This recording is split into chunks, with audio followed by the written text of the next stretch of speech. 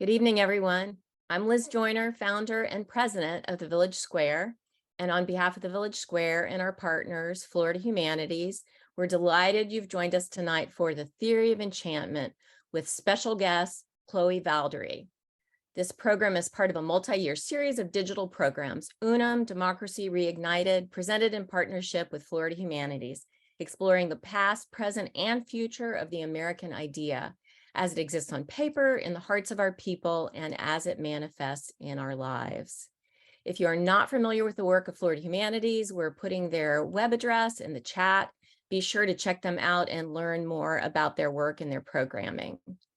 And speaking of the chat window, it will be closed tonight, but you can ask questions at any time during the program by clicking on the Q&A button at the bottom of your Zoom window.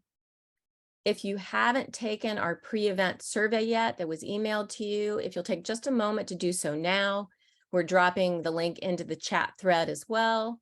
Your honest and anonymous answers will help the Village Square with a major nationally scoped research effort to better understand divisions in our country.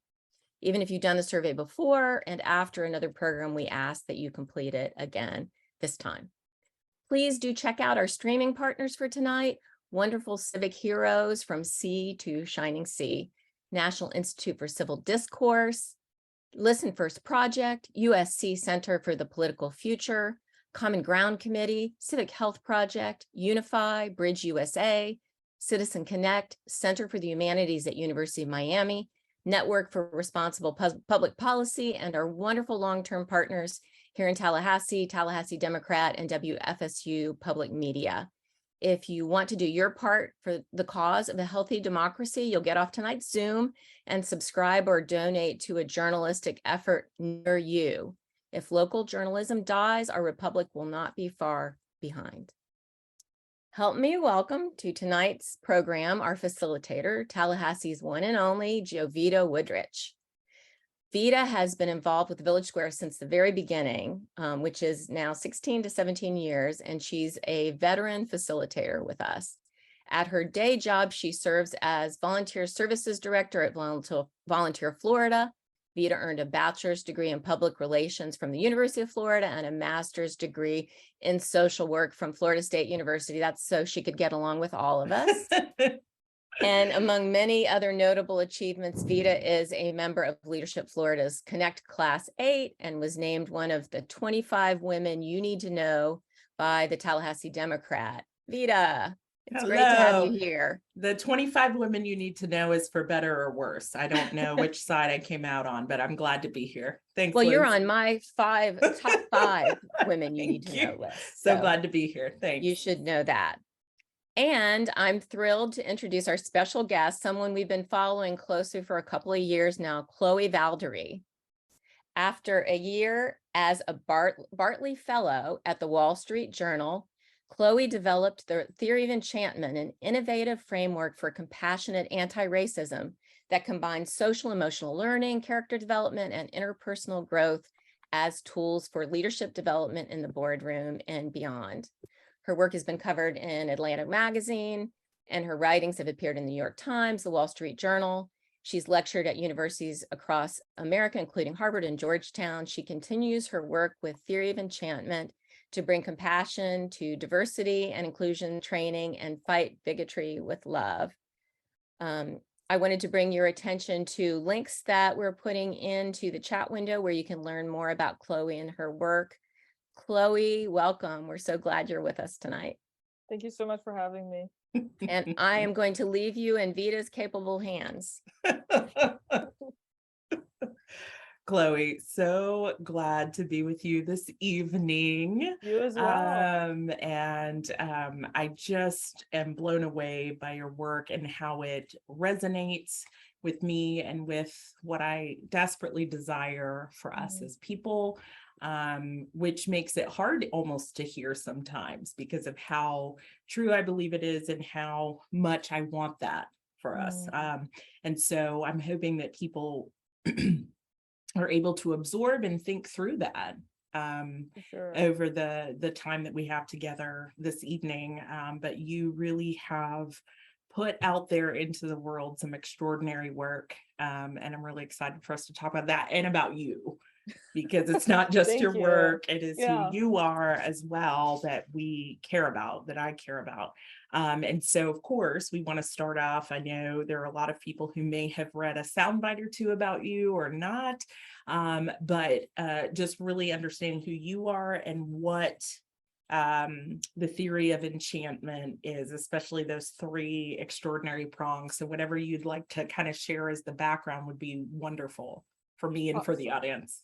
Yeah, I can definitely do that. My name is Chloé Valdary. I'm 29 years old. I created theory of What? enchantment. I'm just kidding. That's great. I created, knocking on 30. I created theory of enchantment about 3 years ago as an attempt to really revitalize the diversity and inclusion space, and really infuse it with a orientation towards love, with a posture towards love. And we at Theory of Enchantment believe that bigotry, that prejudice comes from very specific experiences that we as human beings have. We believe that if we experience scarcity, especially of a psychological nature, as human beings, and we don't have the right tools to deal with that scarcity, so we're feeling, let's say, a lack of self-worth, then we have a tendency to overcompensate by projecting our own sense of inadequacy and insecurity onto the other. And we do this to defend ourselves, we do this to feel better about ourselves, but it obviously results in very damaging outcomes. And so in order to undo that and to fix that, really, we need to enter into the habit and the practice of getting in right relationship with ourselves, so that we can catch ourselves. We can catch when we start to project those insecurities. We can catch when we start to project aspects or perceptions of ourselves even onto the other in an instance of stereotyping. And there are three principles that undergird or underpin this approach. The first principle is treat people like human beings, not political abstractions. Second principle is criticize in order to uplift and empower, not to tear down or destroy.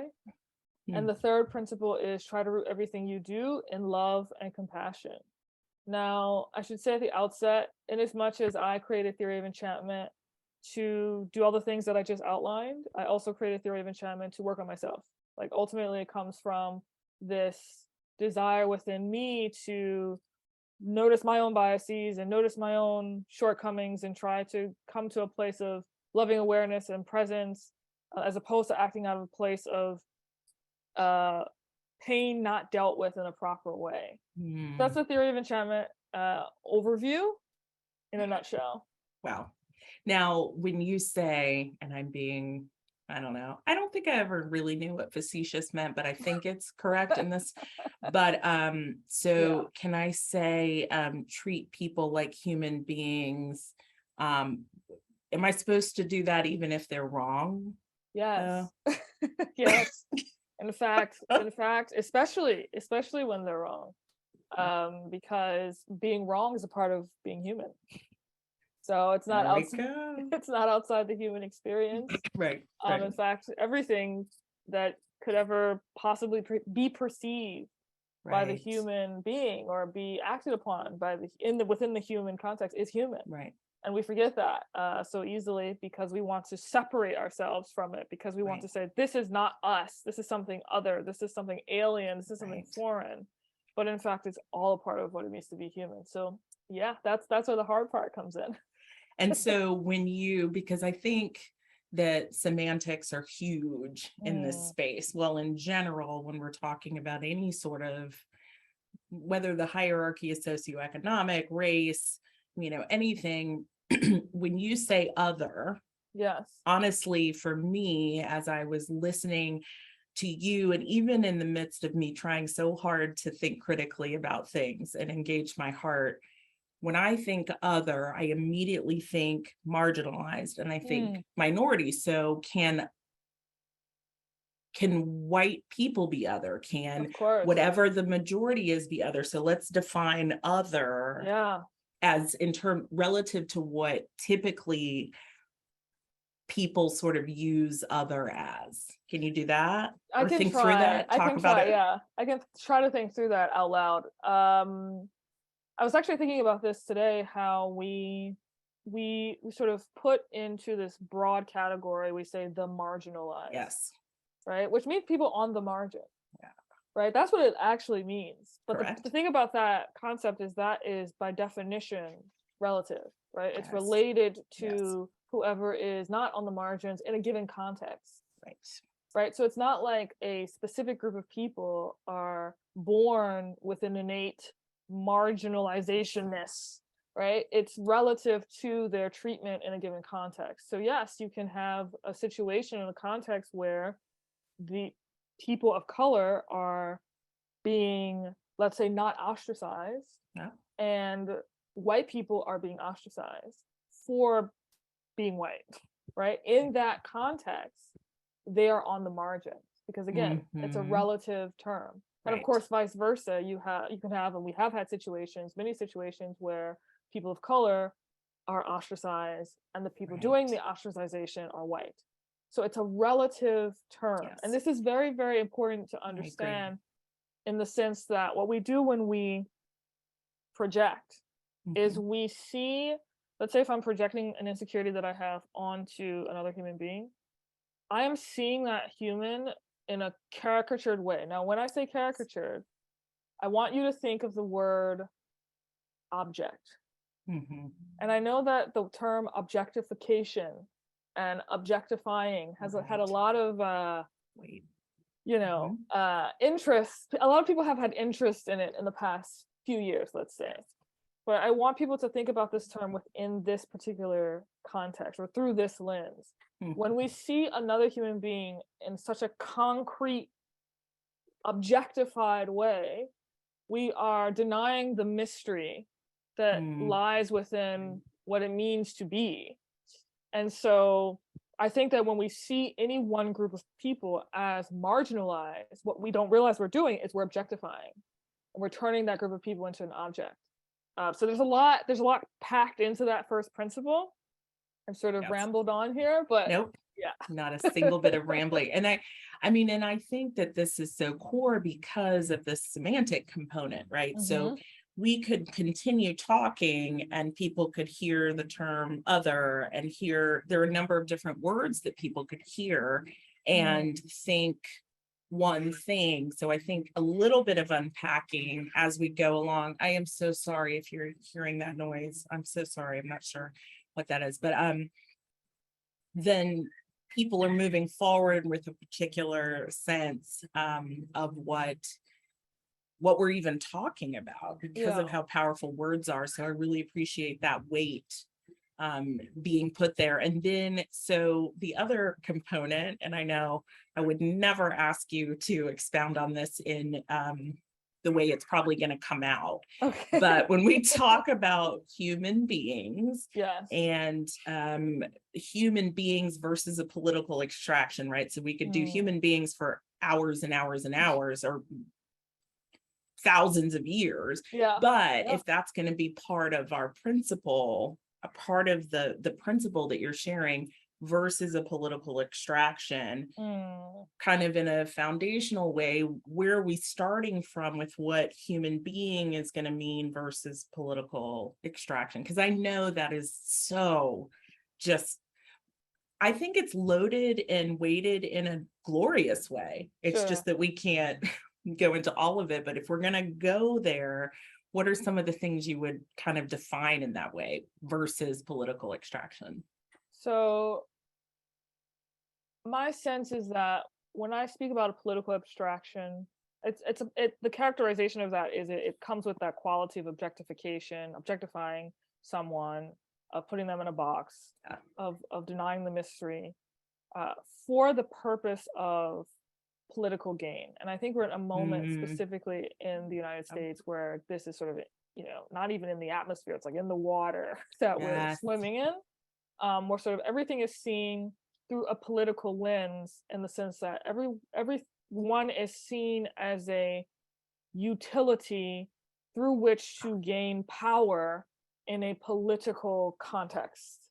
And that is defeating the purpose of the first principle and what we mean when we say human being, because to be a human being is to be complex. Yes.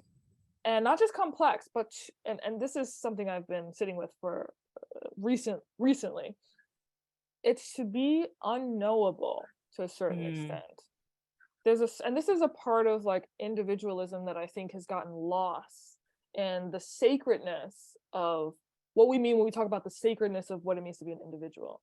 One of the reasons why being an individual is so sacred is because of that mystery. There's a kind of unknowability in the very fabric of being itself. Yes. And when you forget that, or perhaps when you've never known that, perhaps when you've never realized that about your own self, let alone the other, right? Yes. Then, and given the environment that we live in, given the sort of moment that we're swimming through right now, you can be tempted to reduce in the way that you see others. You can be tempted to reduce people through this very narrow lens. And by reducing, you're abstracting. Yeah. It's the same sort of movement going on at the same time. You are not being in touch with that beautiful richness. Right. That is on a fundamental level ungraspable. Yeah. Right. And so that would be what I would offer at this juncture. Yes. Those are the difference. No, and thank you. And that is so rich and so powerful, because I think we use terms like love and other and human and connection in ways that sometimes either come across as a cliche or don't represent the work that you represent and are trying to share. And so I think just establishing a little bit of that groundwork helps when we're talking about weighting and anchoring what you're talking about. And even everyone in this audience, you and I, when we think about what we're entering into as we have this conversation, it's that each of us have that mystery, and it's not just in a way that may feel it is ungraspable, but it is weighty as well. Yeah, at the same time. That's the exactly. paradox. Yes, that's exactly. The paradox. So we put in the chat for everybody those 3 principles so that you guys kind of get that context in terms of us talking about what a human being is at the beginning of a Village Square event. Let's start with the basics. Right. You all were thinking, what did we get ourselves into? So, and so I'm going to step back out a little bit, and thank you for sharing that, just to the theory of enchantment. And you wrote looking for an anti-racism program that actually fights bigotry instead of spreading it. So a little bit of this, and I do want to be primarily proactive about it, but that means looking at what you have learned from in order to get to where you are, because it's all a journey and a learning process. What was going on that you had a sense in the DEI space was not hitting the nail when it comes to truly moving forward. So I'd love to hear a little bit about that, and then what you mean by spreading it versus not when it comes to DEI and anti-racism. Yeah, that's a juicy question. I know. So a little bit more of the origin story of theory of enchantment, I think, is appropriate here.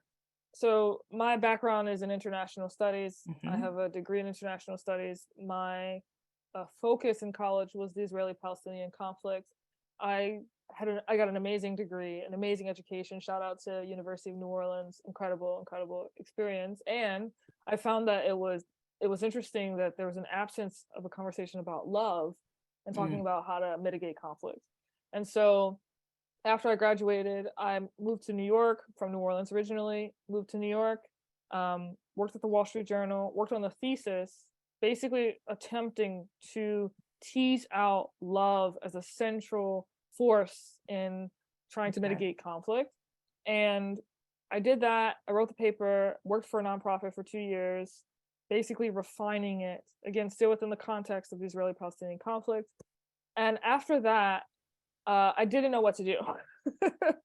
And I had been talking to a lot of people, and some people were like, this is applicable to so many things. Why don't you try to bring it to high schools as a social emotional learning program? And so in 2019, that's basically what I tried to do. Now, I have learned that the school system is right. I mean, it's context dependent, but it's rife with often rife with webs of bureaucracy. And, it's very difficult to get a curriculum into a school, but, I was trying my best. And then 2020 descends upon us. So I had done the curriculum. The curriculum was full of gems. It was full of people like Dr. King and Maya Angelou and all of these incredible minds and thinkers. 2020 descends upon us, and there's COVID, so that's the first thing. So people are locked down, isolated, feeling alienated, disconnected. And then the summer of 2020 descends upon us, and we have Black Lives Matter and George Floyd and all of this new interest in antiracism, diversity, and inclusion. At this time, I was giving different interviews, showing up on different podcasts, speaking about the work I was doing.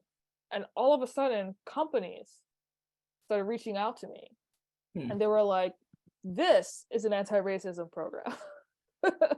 And it's different from the anti-racism program or the diversity and inclusion program that has been brought into our space. Interesting. And so that is really when I started to see the difference between what I was bringing to the table and what other folks were bringing to the table. So I lay all that as groundwork. What other folks were bringing to the table was a kind of, I would say it's a type of a program that causes separation between people and causes division between people. And it's not, I don't think it's purposeful. I don't think the people who are doing this on purpose. I don't think it's intentional.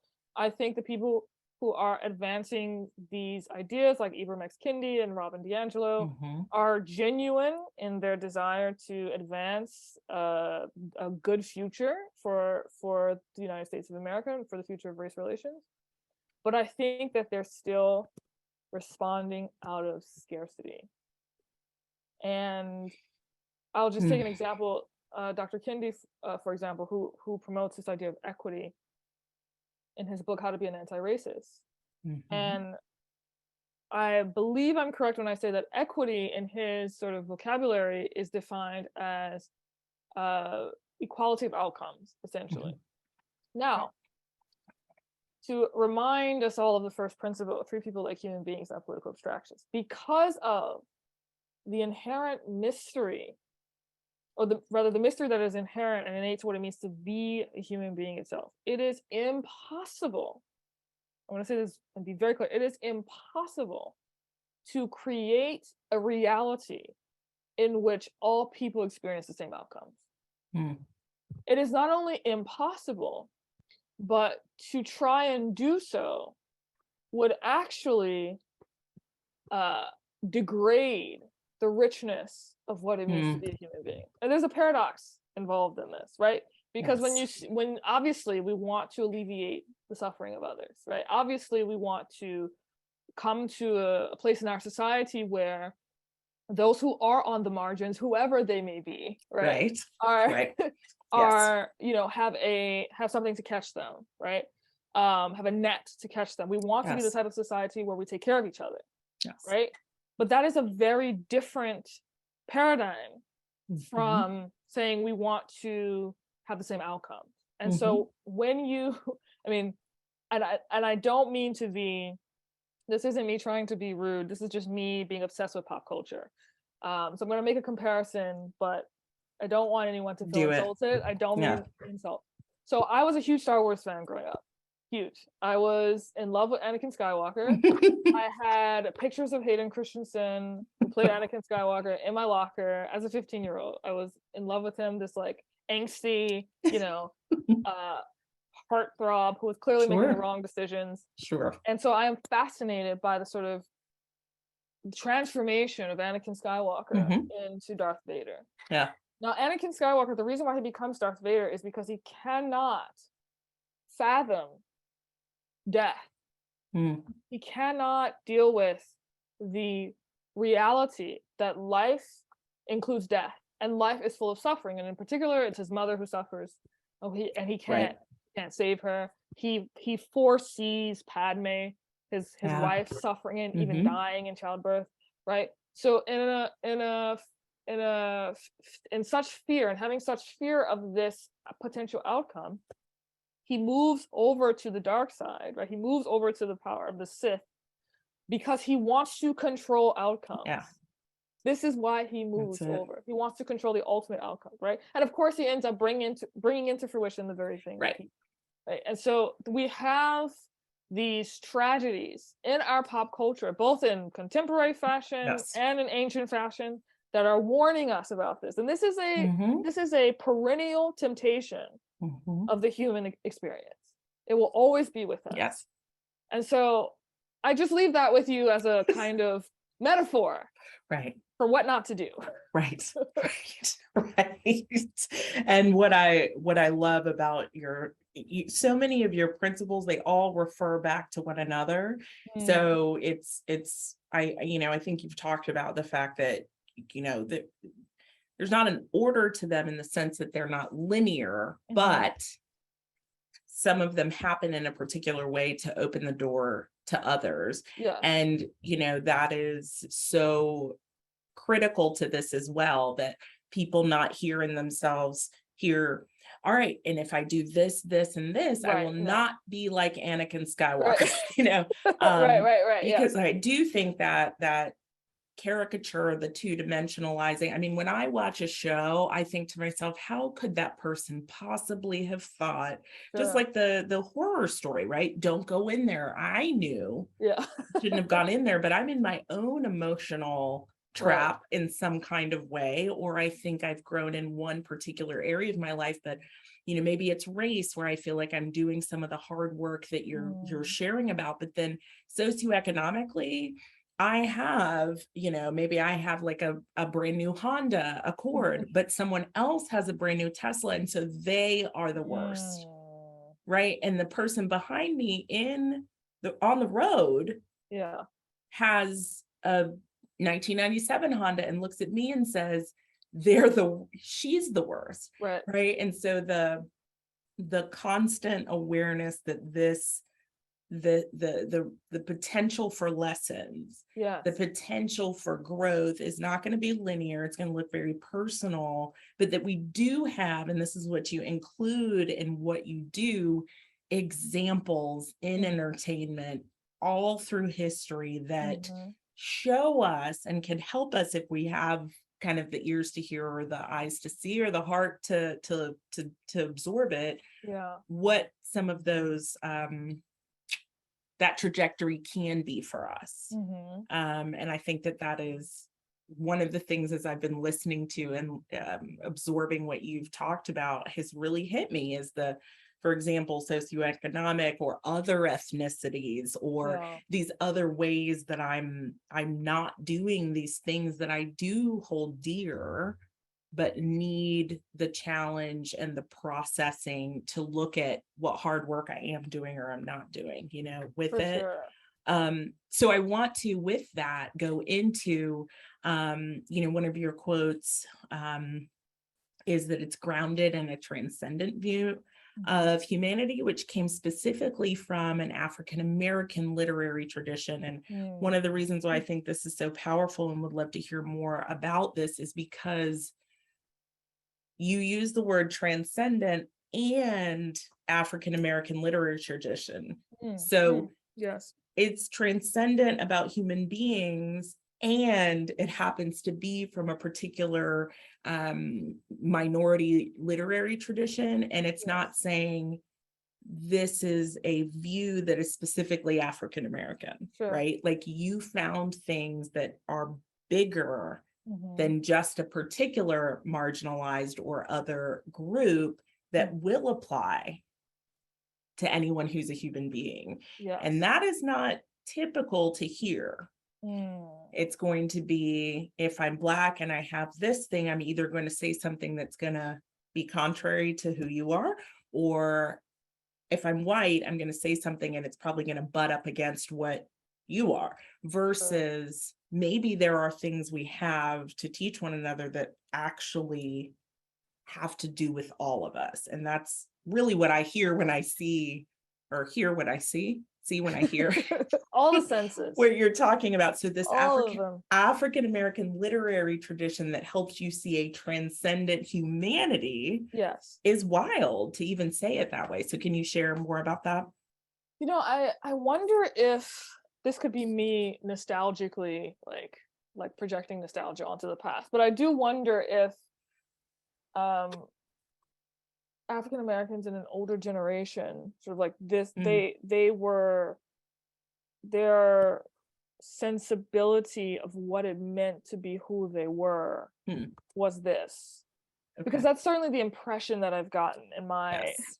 experience. Because, you know, I went to the first elementary school I attended was Langston Hughes Elementary School, you know, great son of the Harlem Renaissance. Yes. The first poet I remember being absolutely blown away by in first grade, because we had to study her, was Maya Angelou, Dr. Maya Angelou. So Still I Rise was the first poem I remember having to memorize. And for whatever reason, you know, I was 6 at the time, so it's very difficult to remember, but the way that the experience of memorizing Maya Angelou's Still I Rise as a 6-year-old, the way I absorbed it with everything that was going on in my life at the time was, it was clearly about the African American experience, and it was also clearly about the human experience. Yes. Like, broadly speaking, right? It was both at the same time. And in fact, I think that there's this other cultural script that's very popular right now, which is likes to wax poetic about transcendence. Yes. Okay. Likes to wax poetic about sort of, I don't know, there's sort of this like association with being in the heavens as opposed to being on earth. Yeah. There's something like dominance within our culture right now. We want to escape this, you know, mortal frame and ascend to the heavens. This is a cultural script that's been dominant, I think, within our civilization for a very long time.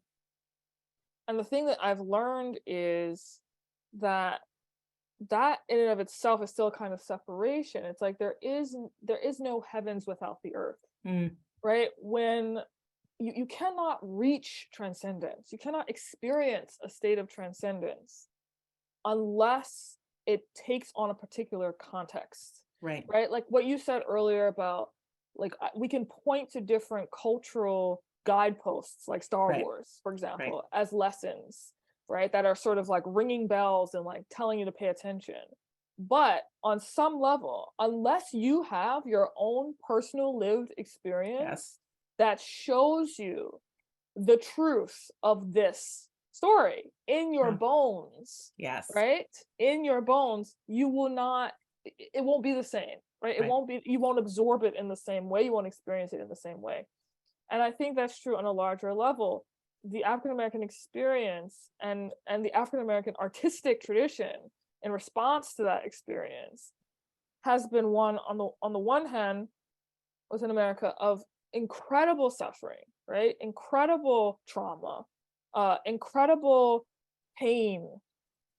And at the same time, the tradition has been to use the arts, and I focus on the arts because, you know, it's very near and dear to me, to use the arts, to use music, to use dance, right? To use poetry as a mechanism to transform that suffering into an awareness of a greater truth, and dare I say, a greater love for humanity. First of all, I will say, you know, it's rare for any human being to do this. I think, at least within the recent historical timeline. Perhaps it was more likely to happen, I think, in the past for a whole host of reasons. But of course, that legacy is for us all, Black or white, right? This is a gift.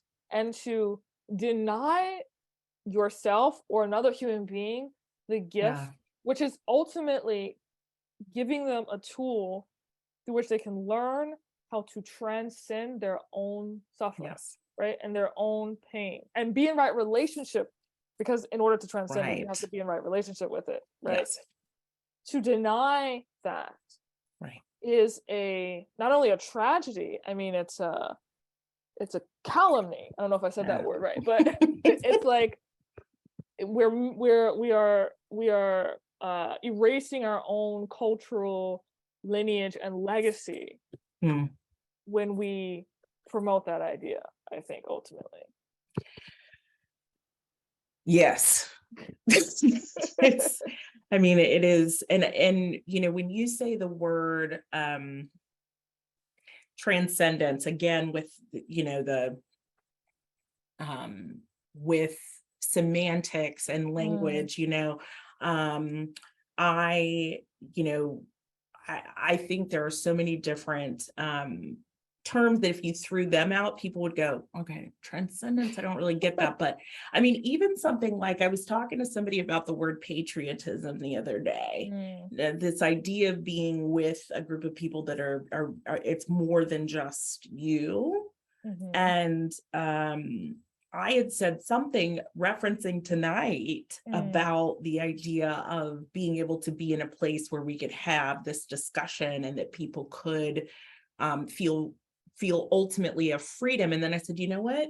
When I think about transcendence, I think about freedom. I think about being able to be proud and thankful and take up my space in my country and my culture, but that it's not that the space is not so confined that that I am having to take away from someone else in order to do that. Right.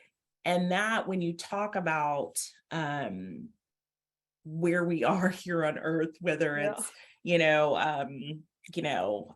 figuratively, however people see it, that there's this bigger picture that we do tend to be drawn towards as human beings, this bigger, more perfect, not in a quote unquote, in the not perfectionism way, but way of communing and connecting with each other. But then also, like, it's a lot of hard work to even remotely get tastes of that. And that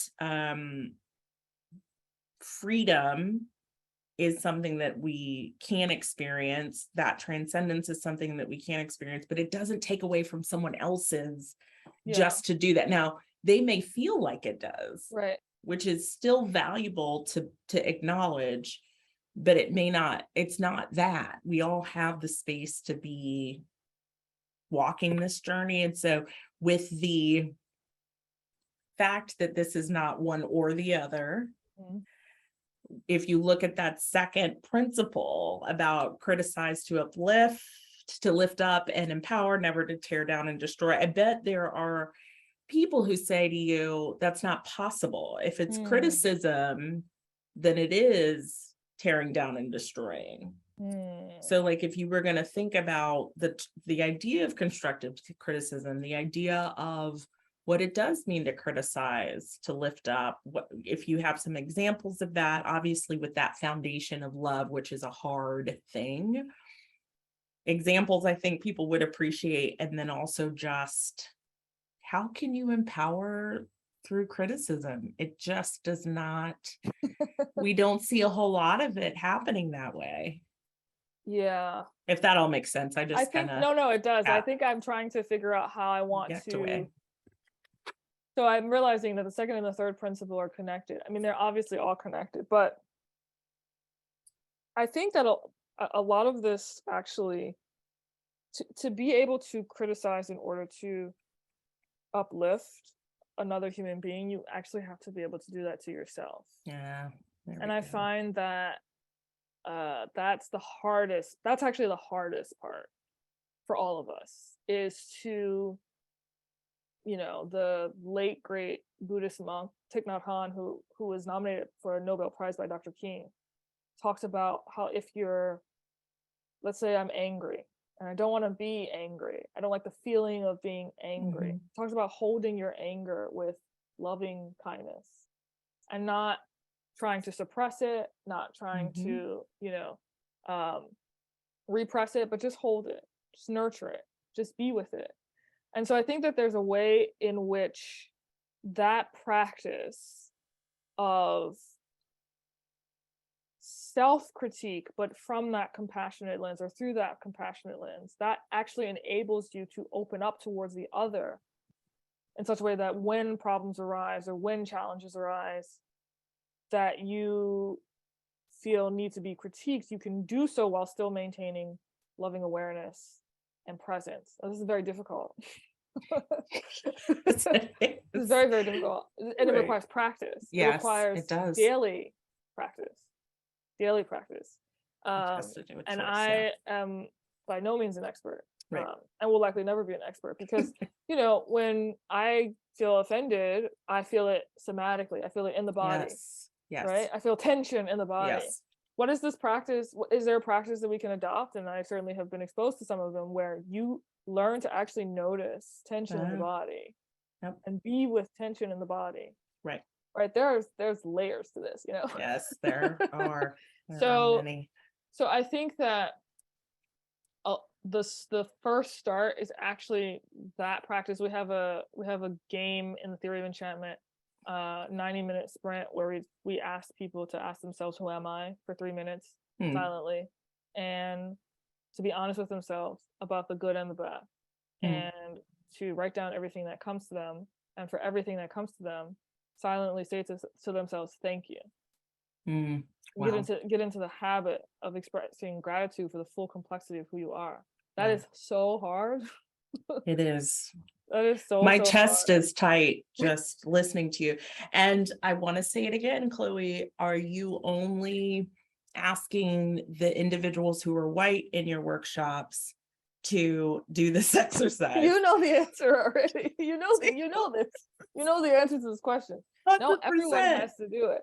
And that is, I want to hit home this, you know, and I think we can kind of go to this point too, in terms of what it actually looks like when you're doing this, that these hard things you're talking about, because I think pretty much everything that we have talked about, we have barely really talked about race or any of the kind of more divisive things that have put these rips into our democracy and into who we are and our true ability to connect with one another. But part of this is, even as I'm listening to you, I will have this subconscious thought in my brain that moves me towards a certain side or not because of what the things that are entrenched. So part of my duh here is because I'm trying to break through as we're chatting, thinking oh yeah, those folks have a lot of hard work to do.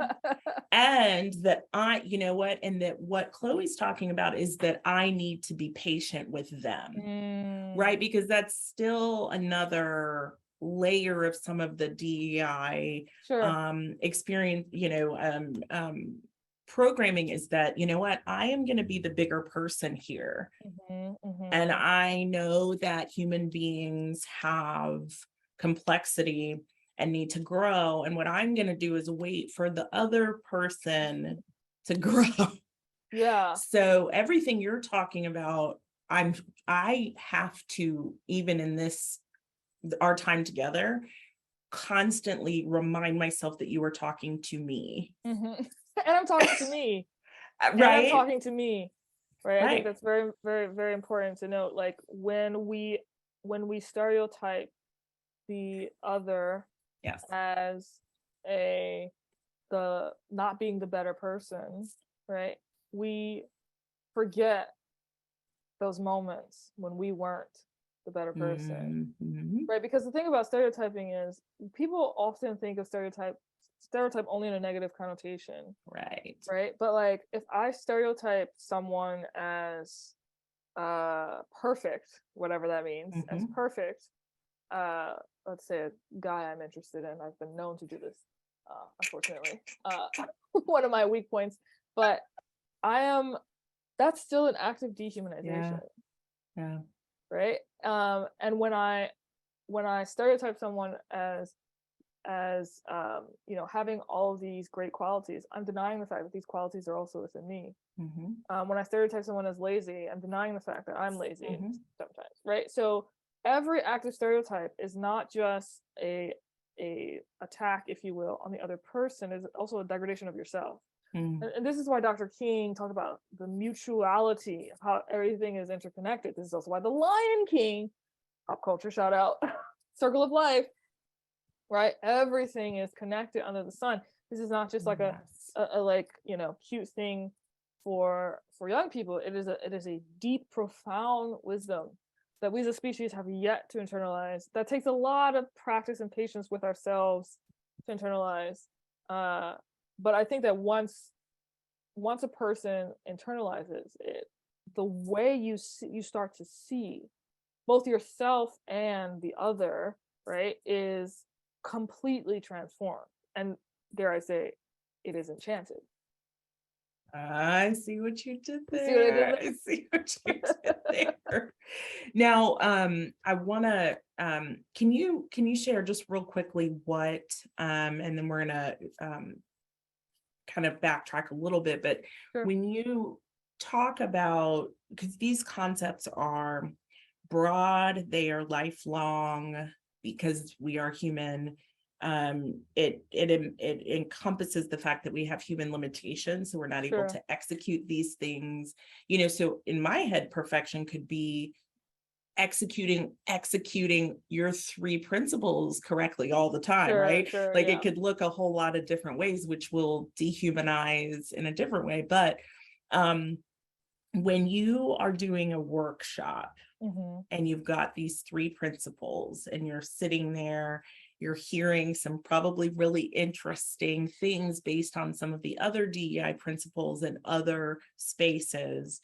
You've got individuals who are white, who are Black, who are other, not other capital, but, you know, who are in a variety, who have a variety of different backgrounds. Yeah. What does that look like? What can, now that we've talked about some of these bigger things, how do you distill, because you have to, Sure. and what can people kind of wrap their heads around who are listening right now, in terms of what do you do when you get these folks in a room? Yeah, that's a great question. So we have 2 different, I would say, like, day orientations. We have the 90-minute sprint, and then we have like a full day workshop. Yeah. Perhaps it'd be easiest to go through the 90-minute sprint, just like broadly speaking. Right. We start with the who am I practice. Right. And then we go into a question, inquiry. What does your vision of a racially harmonious future look like? It's a discussion. And so, because I'm like, you gotta tell us, you gotta know where you want to go if you want to go there, you know. You have to have a vision, have to have some sort of roadmap, have to have a vision to build a roadmap. So we have that discussion, and then I say, well, what do you think stops us from getting there? And inevitably, things like fear come up, words like fear come up, or a big one, which is the central piece actually, is fear of the unknown. Right. Yeah. And so I do this thing, which I'm happy about it. But I ask people, what's another word for the unknown? So I'll ask you, what's another word for the unknown? Okay, well, I was like, yes, I can't wait for her to mention this rhetorical, you know, I think mystery is right, is a powerful word, although we use that one a lot.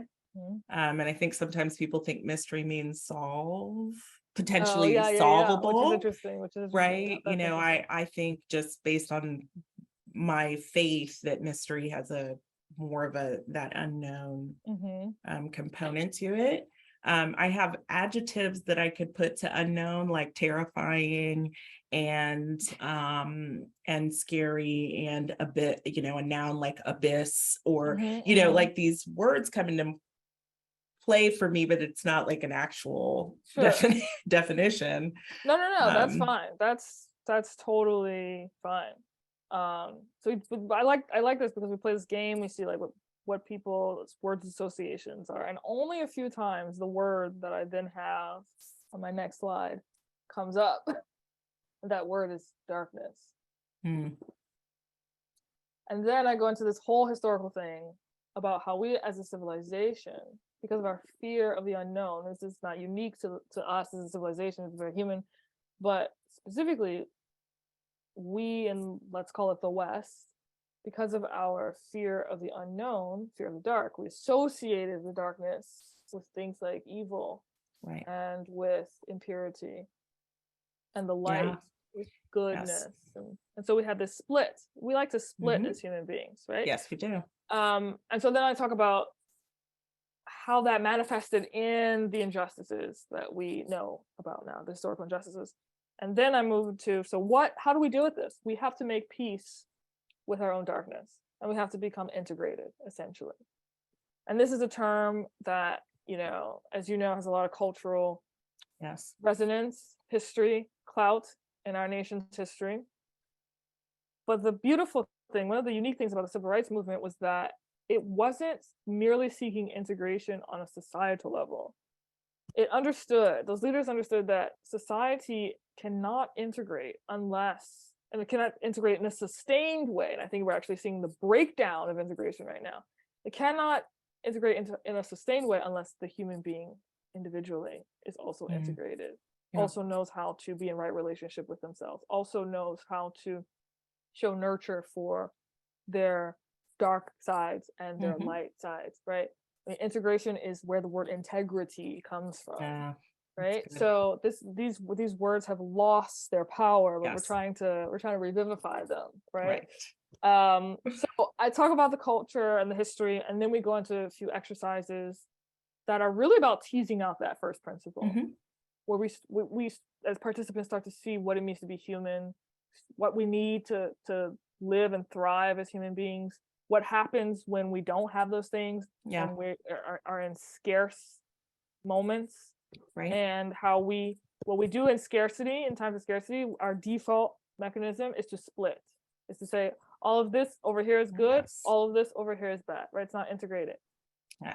So we go through these practices and these exercises, and it's sort of populated with pop culture references to also help along the way. That's the general 90-minute sprint. And then in the full day workshop, we do that plus the other two principles. And we bring in Stoic practices, because we're trying to alter the lens through which we see the world, which can only happen by altering the lens through which we see ourselves, right? So we bring in Stoicism, we bring in appreciative inquiry, we bring in all of these different methodologies and practices just as tastes, because you can only do so much even in a full day, to get people thinking in different ways, cognitively speaking, seeing through different frames, so that they can eventually, hopefully, commit to the only thing that can sustain this, by the way, which is a practice.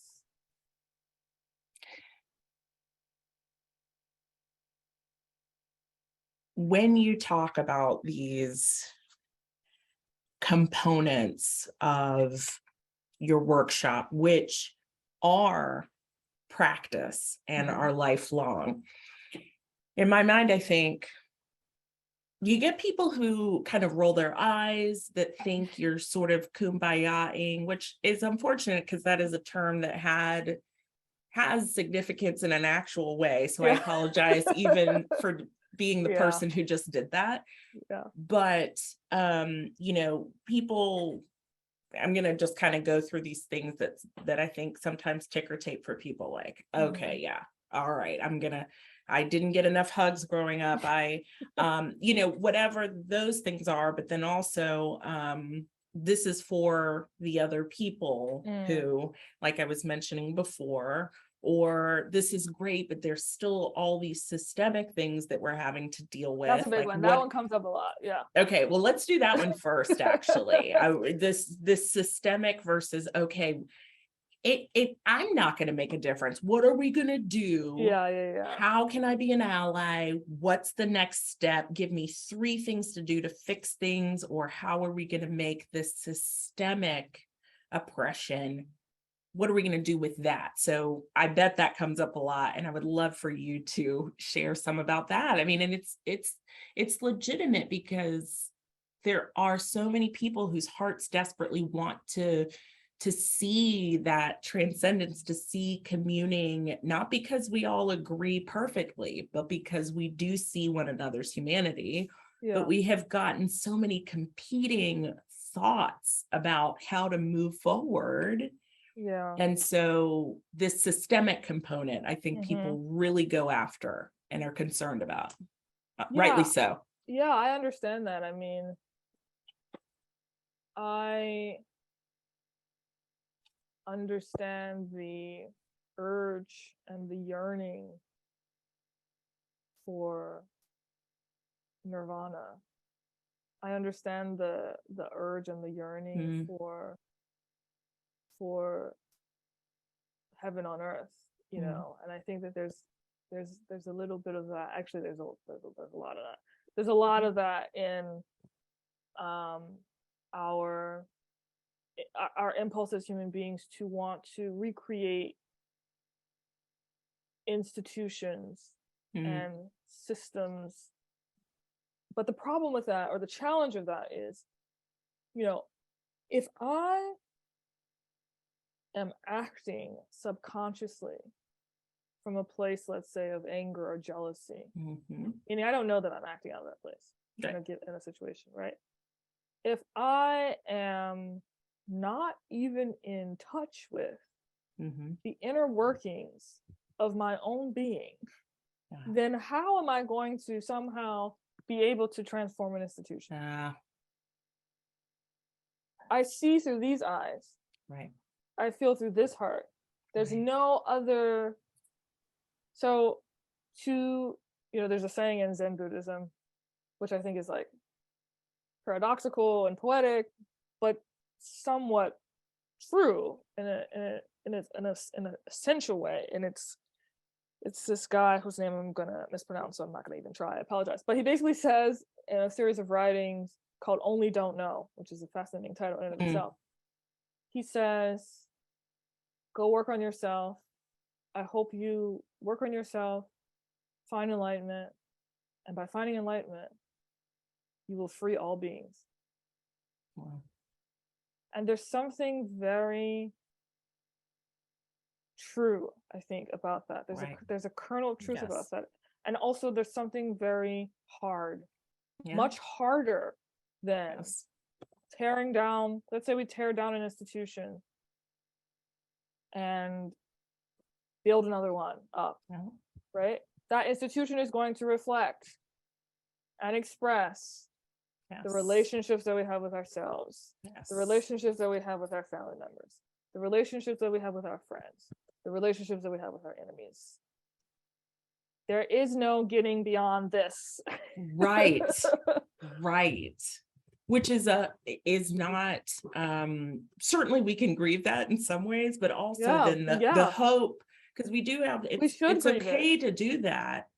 And then the hope comes from the very same thing. And I was thinking about, here in town, or just in general in my own spheres of influence, there are things that I'm listening to you say that I know I can code switch, not in, but I'm saying to white friends, Black friends, older people in my life, younger people in my life, like, that the way that you're talking about humanity then gets, as I am practicing, as I am acknowledging these things, as I am grieving this reality that behind everything, whether it's, crypto, smart contracts, or whatever. I'm sorry, I was listening to a podcast on this because I don't understand it, but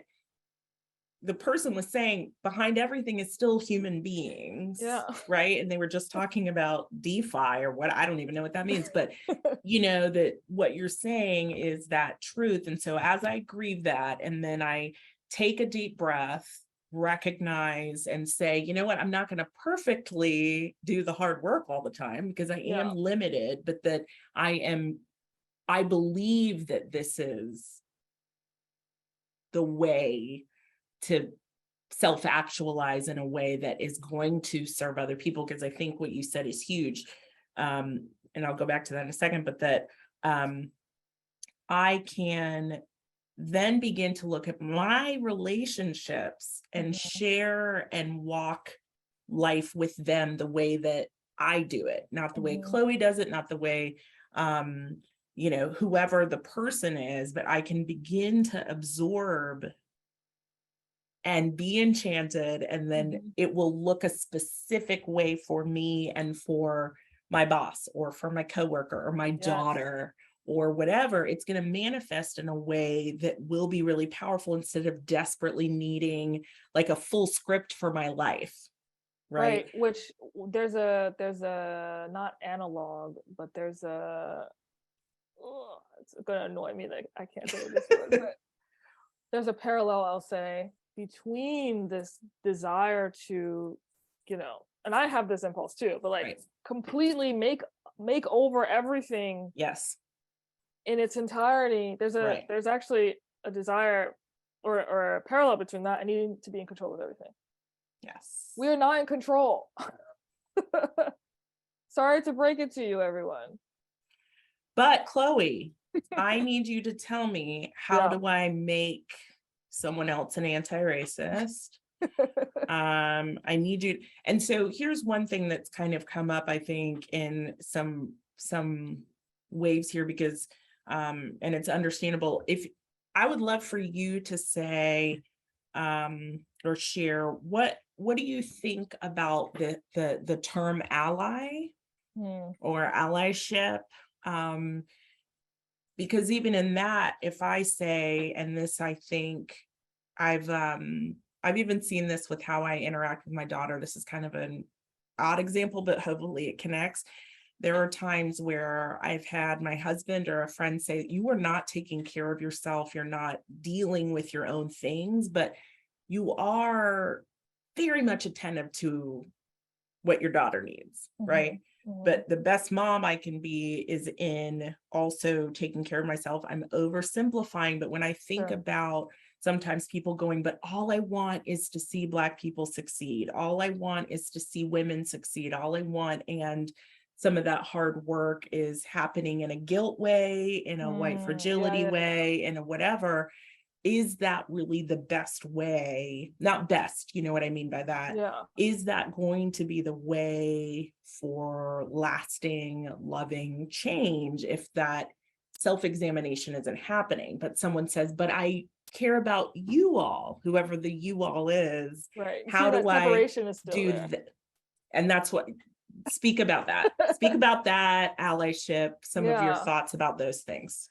I was actually on a podcast recently with a mentor of mine, Brett Stevens, who noted the distinction between allyship and friendship. And he talked about how allyship is a term that has caught fire in the past few years, but it really means getting everyone to agree with the same political ideology you hold. I mean, that's ultimately what how allyship manifests. And that's not the same as friendship. Yes. And he suggested, and I agree with him, a transition in the way that we think about being in relationship with each other from allyship, where it's utilitarian, right? It's instrumental. It's the instrumentalized. This is political abstraction, but actually, it's the instrumentalization of your relationships for a political goal, right? But it's not friendship.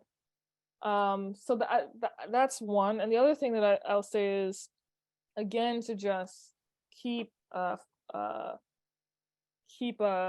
highlighting Dr. King's observation that everything is interconnected. There's a mutual web of interconnection, right? It's not like if I work on myself, then I'm not working on my relationships with, like, by working on myself, I show up in those relationships completely differently. So it's not one or the other. Right. And I understand, and again, I fall into this mindset often. So everything I'm saying to you and to those who have joined us this evening, I'm saying to myself, it is easy to fall into separation. Yes. It is easy to see through a lens of separateness. So I get it. Like, that's why it's hard. That's why it's so hard. Yes.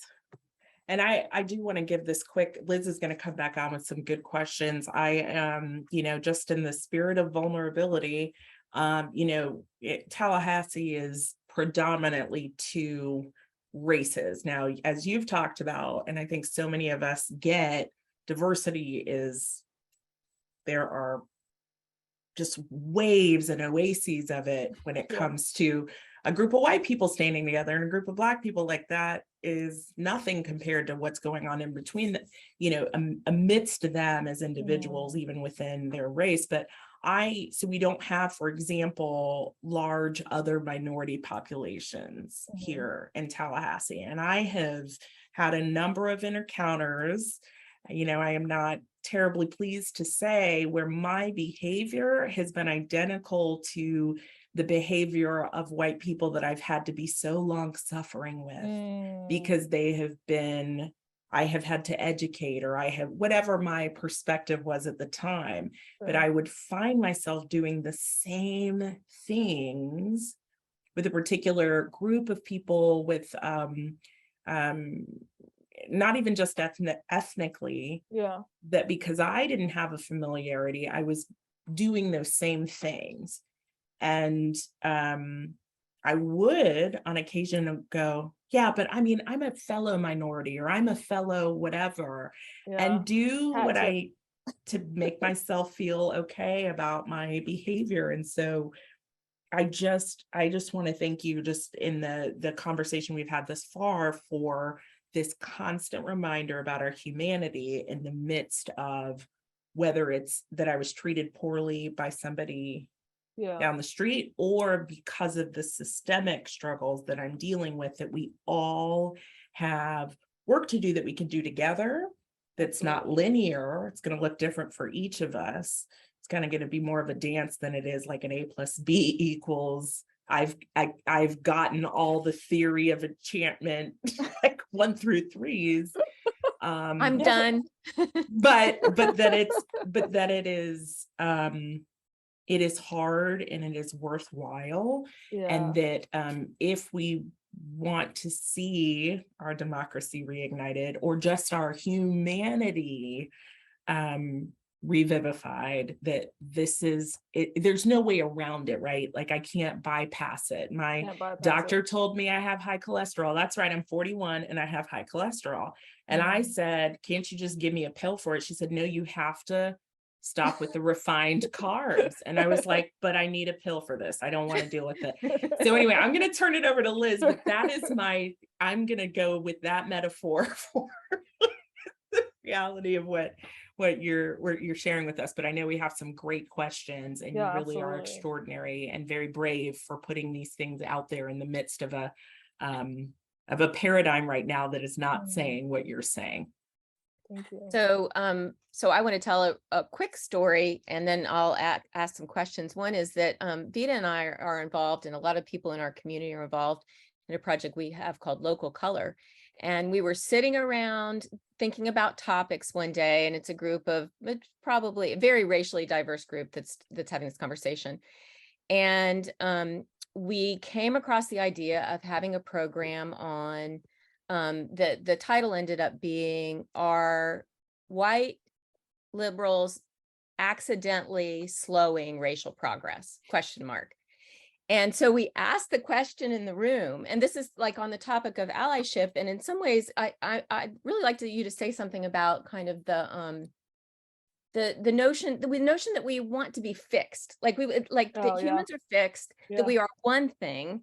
And in this particular program, what happened is that the people of color in the room, when we asked this question, should we have this topic, they all went, yes. It was actually really, it was immediate. Like, whoa, wait a minute, I didn't expect that kind of reaction. And then when we put it out to the public and had, it was in the press, and we had a big, huge room full of people, we've never gotten more pushback than that. And I wonder, is that because in some ways I kind of, as a white liberal leaning human, that I kind of want to pass. In some ways I want to make myself fixed and say, yeah, I'm done. I'm kind of on your side, so don't ask that question. It was rough. It was really rough.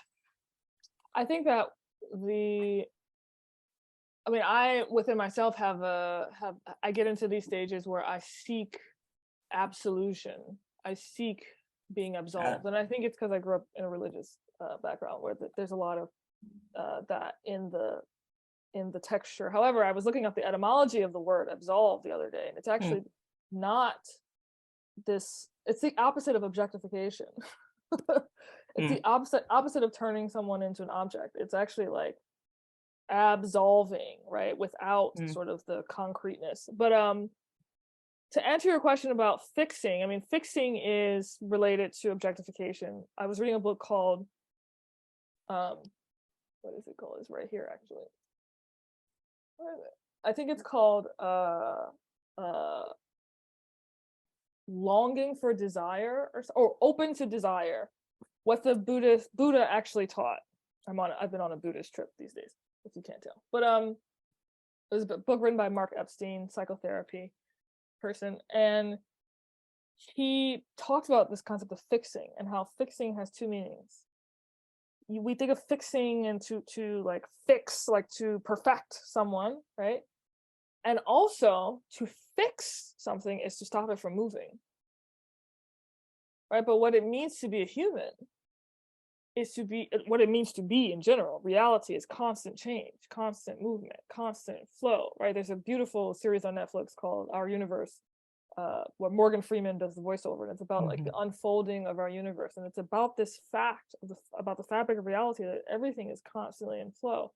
And I think there are a whole host of reasons, historical and cultural, why we as a species became I would say actually oppressed by this notion of separation, which causes us to see both ourselves and the other as beings needed to be fixed and locked in and stayed, as opposed to at one with this dynamic flow, which is actually the nature of reality itself. And that's why I say it takes practice, because it takes practice to get back to that realization, to return to that reality as it has always been.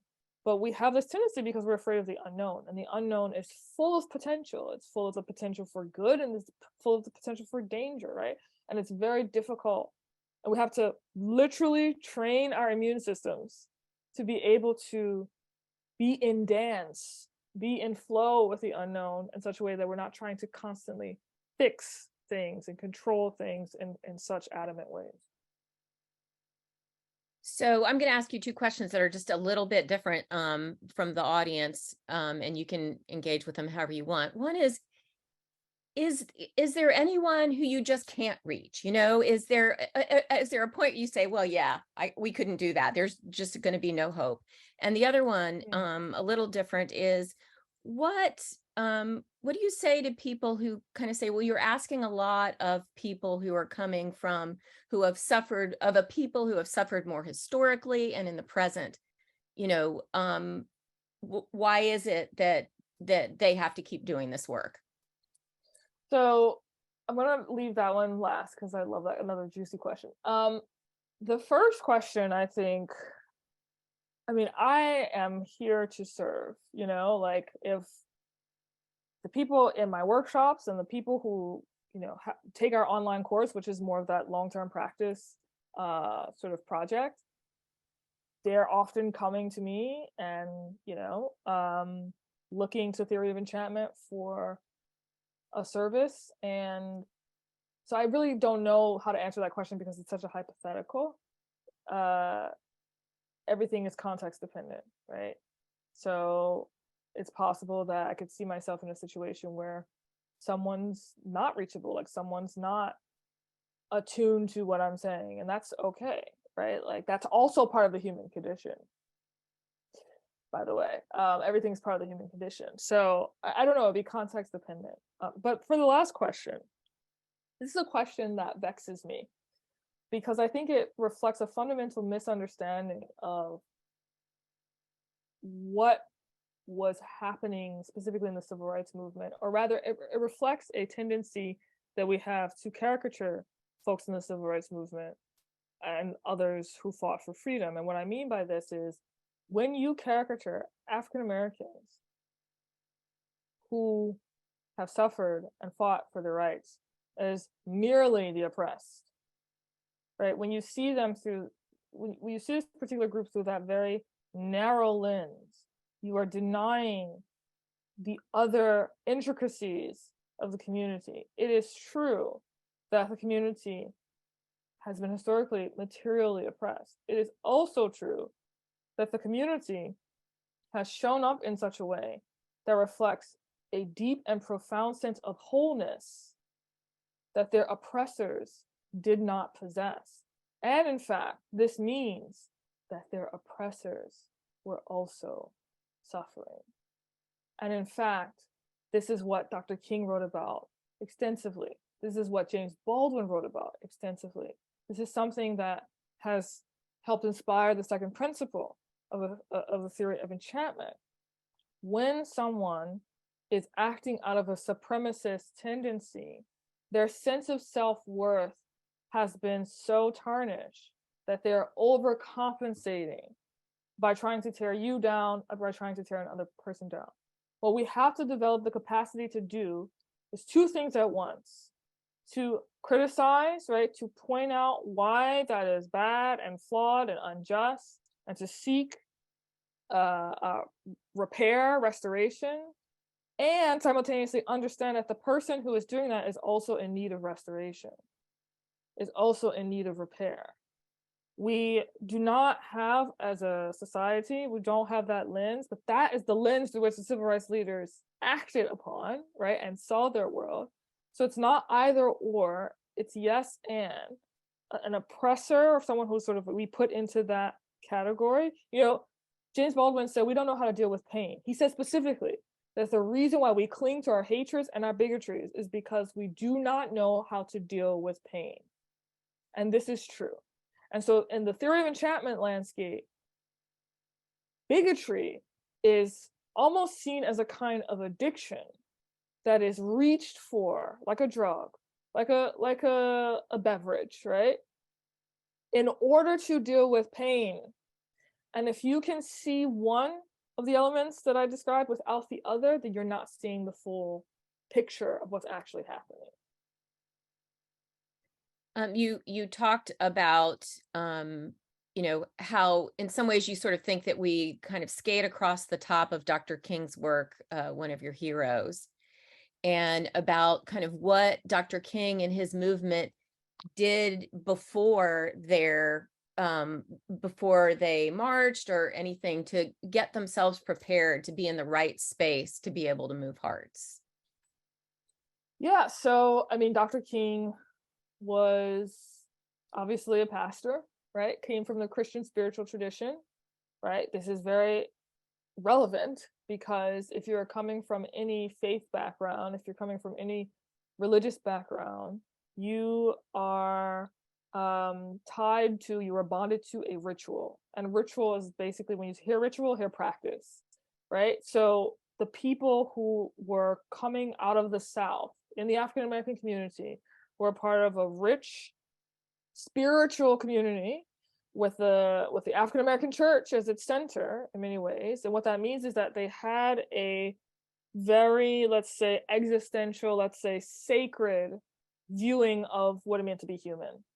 And that came with all sorts of practices. A spiritual lens in and of itself is a different lens through which to view yourself and other humans.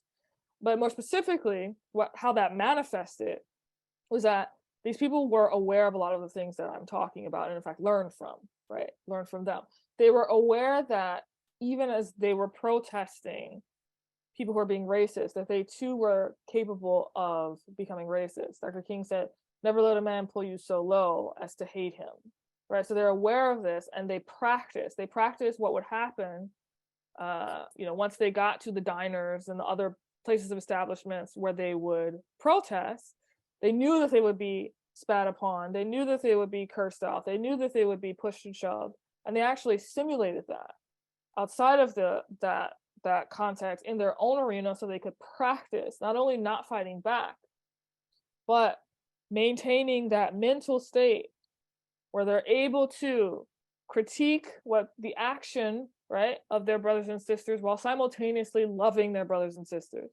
right? It's the two that are really consequential here. So I think that this type of practice specifically has many different names you can call it, but what we call it in theory of enchantment is shadow work.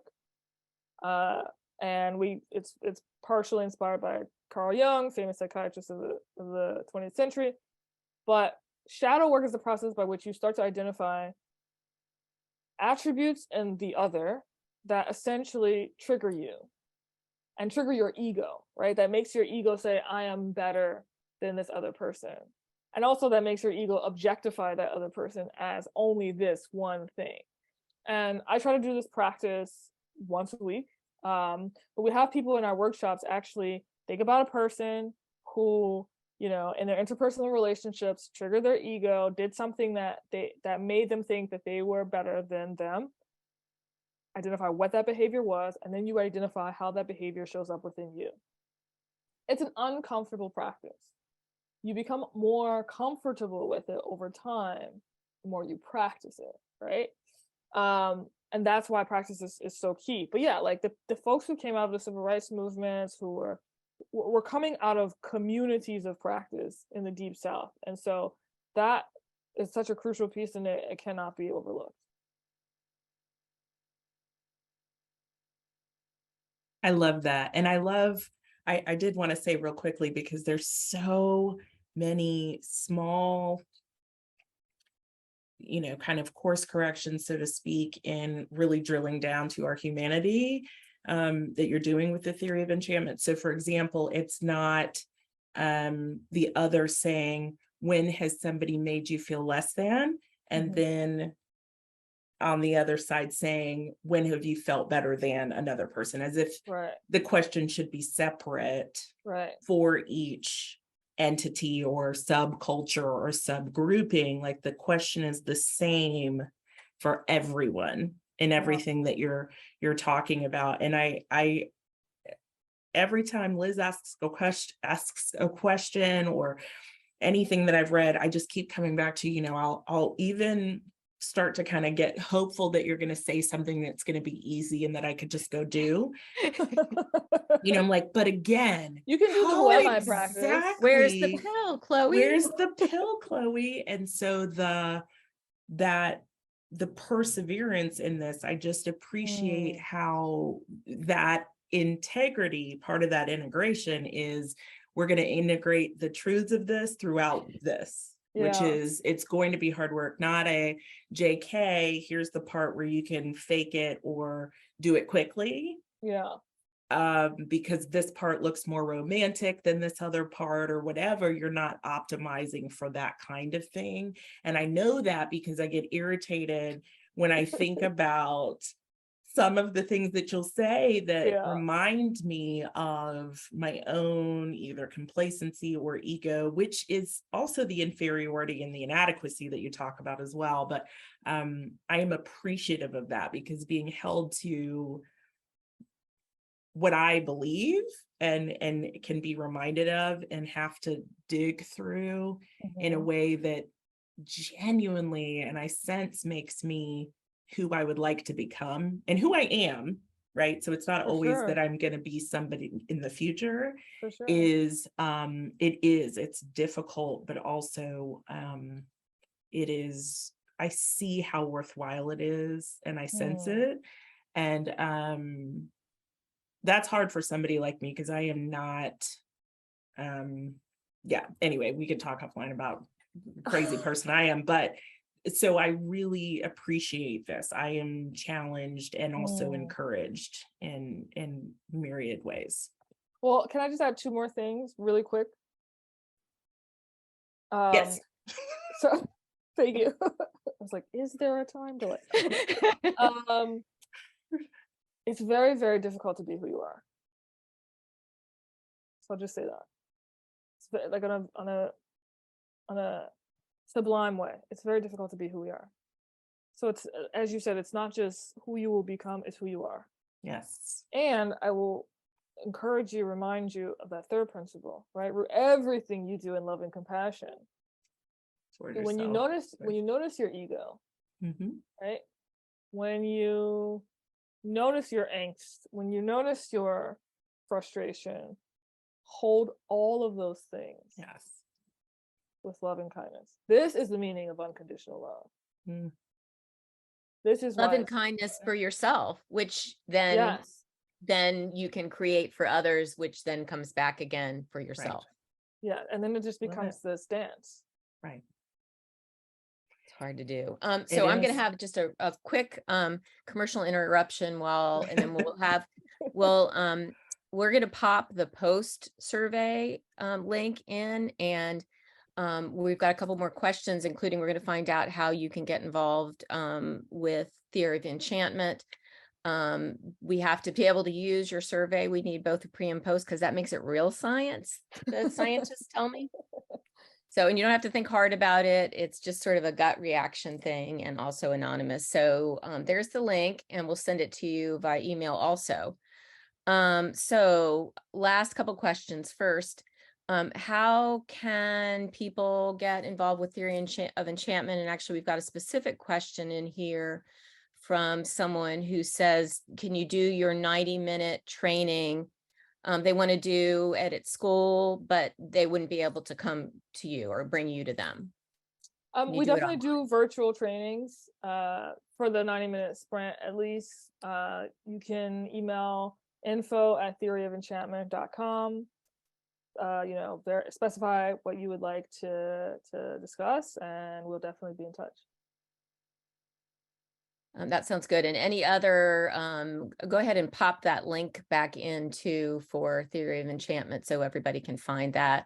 Yeah, and for those of you who want to take a leap into the practice, as I mentioned, we have an online curriculum, and that is really where you get into the habit formation, practice-oriented approach, and that's on our website, which you can check out as well. And that would be for organizations too, can get involved. Yeah, both organizations and individuals can enroll in that program. So Jovita, I'll defer the last question to you if you've got one on the tip of your tongue. It would be, and I don't know if you could do this quickly, but if you were going to say the most consistent barrier for people as you have done this work, whether it's a kind of a sentence, whether it's if it's othering or people's own, because I am brutal to myself. So maybe it's just that lack of self-compassion, but is there a something that you've seen that has been the bigger of the multiple barriers to really doing this work? Yeah, for sure. Without a doubt, always and always, the biggest barrier is self-love. Okay. So I should have self-love or not? What's the moral? What's the moral? I forgot the moral. I should have phrased that better. I'm sorry. I was wanting that to land so beautifully, and then the subject grammar verb agreement. It did. Wasn't even right. It absolutely did. Lack of self-love. Absolutely. People don't love themselves. People you. haven't practiced it, cultivated it, and we have to learn. We have to learn how to do that. And that's not a pill, but it sounds kind of good as something you need to pursue, right? Well, and that it's weighty, and that like me saying to myself, why can't I just love myself, is not what you're saying, right? Is that it's a really beautiful, valuable, weighty thing for me to be able to love myself as well as other people, because it's easy for me to say, absolutely, I want to do the work to love other people, but the other way is doesn't go so well for me. So I really appreciate, I need to hear that. And that we're not talking about just kind of liking ourselves. Okay. That love is something a lot bigger than that if we want to do transformative work. So thank you. Absolutely. I want the two of you to know that I love you. And this has been an extraordinary conversation. This is a hug. Right back at you. It's been extraordinary. Chloe, thank you so much for being our guest tonight. Vita, thanks for being our guide on this journey. And I personally plan to be a regular fangirl of yours as you continue to think and go through this journey of yours. And it really has been delightful. It is. Thank you. So I will say on behalf of Florida Humanities, the Village Square, and our streaming partners, we'd like to thank you for joining us tonight, everyone. We adore you too. Thank you and good night. Good night. Good night.